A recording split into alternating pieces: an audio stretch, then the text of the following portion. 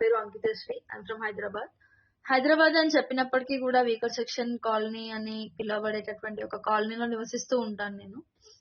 ఒక బహుజన వాడ నుండి బెంగుళూరులో అజీం ప్రేమ్జీ యూనివర్సిటీలో చదువుకునేంత వరకు నేను రాగలిగాను అని అంటే పరోక్షంగా దీనికి doctor RS Praveen Kumar sir గారి కారణం అని చెప్పాలి.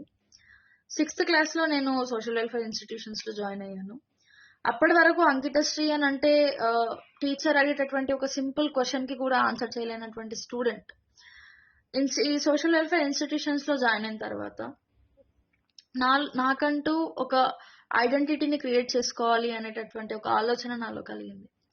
అక్కడి నుంచి మొదలైంది. E+ క్లబ్ యాక్టివిటీస్ లో పార్టిసిపేట్ చేయడం, ఎలక్యూషన్ కాంపిటీషన్స్ లో పార్టిసిపేట్ చేయడం, యూత్ పార్లమెంట్ కాంపిటీషన్స్ లో స్పీకర్ గా చేయడం, MUN కాంపిటీషన్స్ లో డెలిగేట్ గా చేయడం, ఇవన్నీ ఒక సైడ్ అయిపోతే 600 to 800 స్టూడెంట్స్ ని లీడ్ చేసేటటువంటి ఒక కెప్టెన్ గా, వాళ్ళకి ఇన్స్పిరేషన్ ఇచ్చేటటువంటి ఒక లీడర్ గా, ఒక స్టూడెంట్ రిప్రజెంటేటివ్ గా ఇంత మంచి పేరు ఇప్పటి వరకు నేను తెచ్చుకున్నాను అని అంటే దానికి కూడా ఈ ఇనిషియేటివ్సే నేను కారణం అని చెప్పాలి. ప్రవీణ్ సార్ తీసుకొచ్చినటువంటి ఇంట్రడ్యూస్ చేసినటువంటి కాంపిటీషన్స్ కానీ, క్యాంప్స్ కానీ, ఇనిషియేటివ్స్ కానీ చాలా అంటే చాలా హెల్ప్ అవుతూ వచ్చాయి ఇప్పటి వరకు నాకు.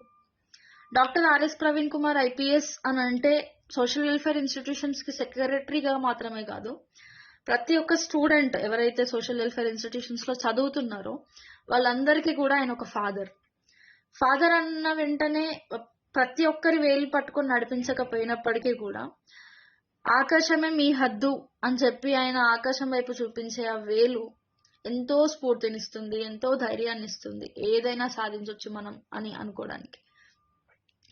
అలా ఆ ధైర్యమే ఒక 13 ఏళ్ల అమ్మాయిని ఎవరెస్ట్ శిఖరం ఎక్కేలాగా చేసింది.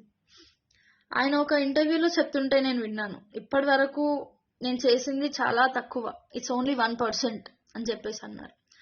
ఒక్కసారి ఆయన చేతికి పవర్ వస్తే మీరే ఆలోచించండి ఎంతమంది జీవితాల్లో వెలుగు నింపొచ్చు. నాగర్ కర్నూలు నుంచి ఎంపీగా పోటీ చేస్తున్న మన ఆర్ఎస్ ప్రవీణ్ కుమార్ సార్ని గెలిపించుకుందాం. జై భీమ్.